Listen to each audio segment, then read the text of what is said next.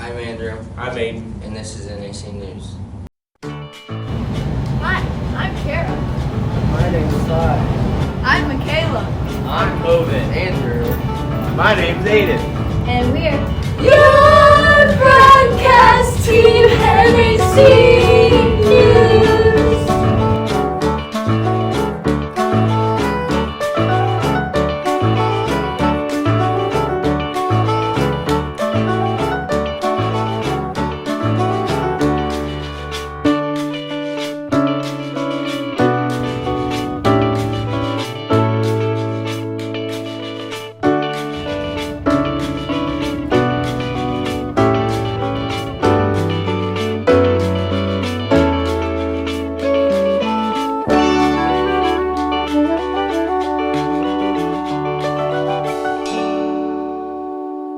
High school hasn't been very busy this week, but junior high has been. Ty has a story on that. A recap of last week, there was the Christmas in November on Saturday, and it was a big success. There were tons of vendors and people, and it was all around lots of fun for everyone.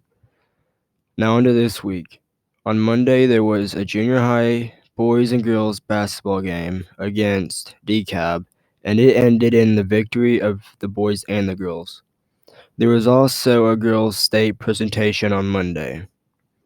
On Tuesday, there was another junior high boys and girls basketball home game against West Platte, and it ended in a victory for the girls, but a loss for the boys. Wednesday was an eventful day. There was the Senior Citizen Luncheon and the FCCLA Friendsgiving. On Thursday, there was a junior high basketball game against Albany, and it ended in a victory for the girls, but a loss for the boys.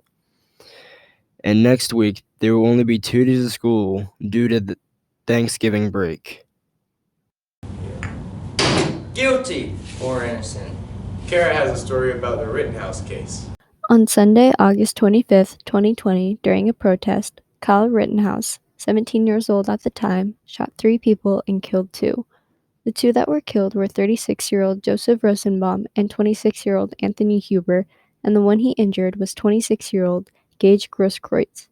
Rittenhouse went from his home in Illinois to Kenosha, Wisconsin, to help protect a dealership property from those ruining property from the protest. Kyle was not the only one armed. He was with more people who were also armed looking out for the dealership as well. Some of the people were on the roof, while the others stayed on the ground. Rittenhouse was also interviewed on livestream and by someone from Daily Caller, which is a news and opinion site.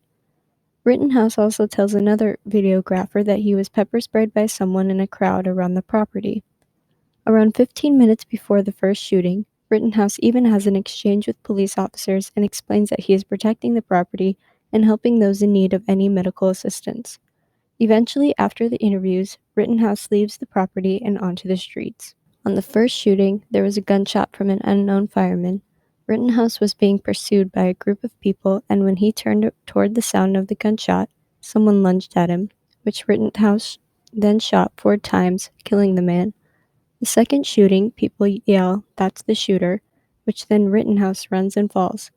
As he's on the ground, he fires 4 times at 3 people who are running towards him. Out of the 3 people that were hit, Anthony Huber, swinging at Rittenhouse with a skateboard, was hit in the chest, while Gage Grosskreutz, carrying a handgun, was shot in the arm and ran away. During this time, there were multiple gunshots, but Rittenhouse was the only known person to kill anyone throughout the protest. After the shootings, Kyle walked up to police cars with his hands up while others were yelling that he shot people. The police ended up going to the victims, and Rittenhouse ended up not being arrested that night. Rittenhouse is faced with 5 felony charges, which are first-degree reckless homicide, first-degree recklessly endangering safety, first-degree intentional homicide, attempted first-degree intentional homicide, and use of a dangerous weapon. We interviewed NA high school principal Mr. Russo and asked him his thoughts and opinions on the situation. Mr. Russo stated, "This case to me just shows where we are as a country. We are so divided. Politics plays so heavily in too many aspects of our lives. This case to me seems more about politics than the actual accusations. When we asked him what the most interesting part about the case was, he said, "The case itself is interesting because it poses two separate but important issues. One issue is what qualifies for self-defense. The other issue is an underage person crossing state lines with a weapon. I am interested to see how those two issues end up mixing together." We also interviewed Senior Ashton Erickson and asked the same questions. He quoted, "I think the case is definitely unique. The question everyone has is, was it self-defense? And it's a tough one to figure out. There's valid points for both sides, and ultimately the jury will come up with a verdict. The most interesting thing about the trial is the prosecutor for sure. I feel like they are definitely making a laughingstock out of themselves, and it could ultimately lead to a mistrial."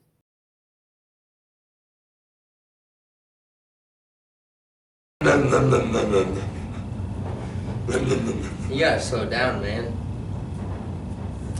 Coven has a story about Thanksgiving.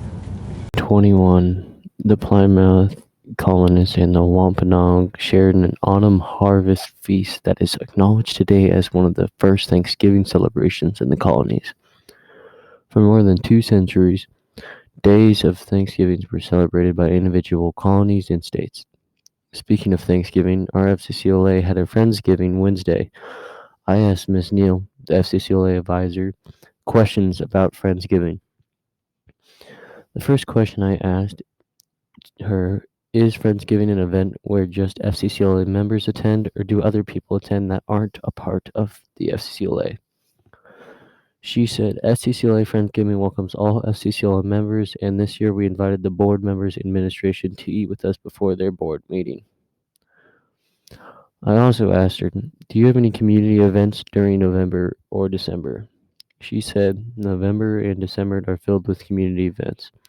Veterans Day breakfast, volunteering at the North Andrew Senior Center, adopting a family for the holidays, thank you cards to community members and teachers in school, and etc. The last and final question I asked her was, what do the FCCLA members do for Friendsgiving? Is it the same thing every year, or do you change it up every year? She says, we change our events up yearly, but keep some things the same. This year we ate a Thanksgiving-style meal with a menu, played a scavenger hunt with 10 different steps. Teams had to compete and then wrote thank you notes to all the people within our school and community explaining why we were thankful to them. I'm Aiden. I'm Andrew. This was NAC News. Don't eat too much. Have a great Thanksgiving, Cardinals.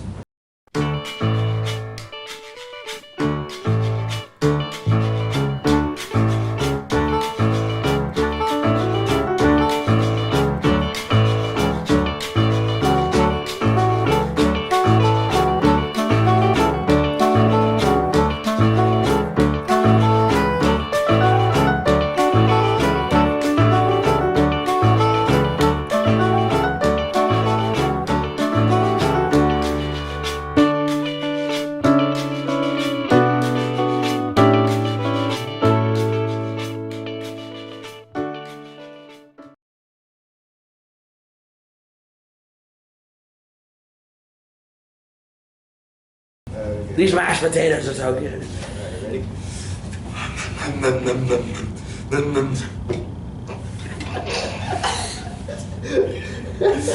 This is NAC News. Have a great week and Thanksgiving. Don't eat too much. Nope, you messed up. It's over.